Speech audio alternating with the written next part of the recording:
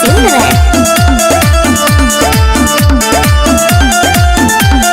हमरा पल्ला गोल पहरावा तोहरा से प्यार जानू गहरावा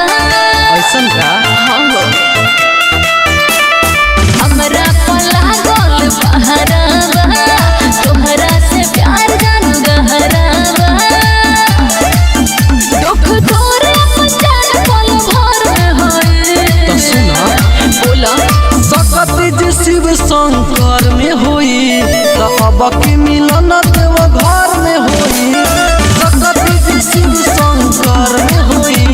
तो अब की मिलन देव घर में होई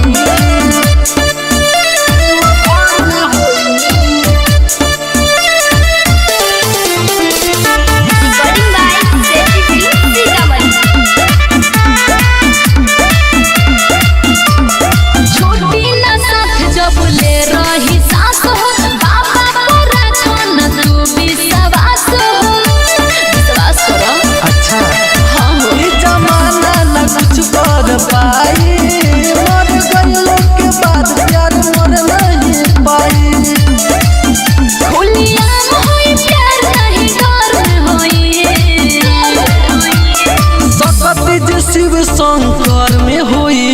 तो अब की मिलन देव घर में होई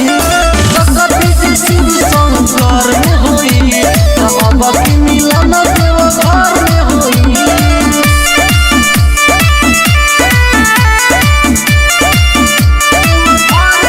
म्यूजिक बाय डीजे सिंगर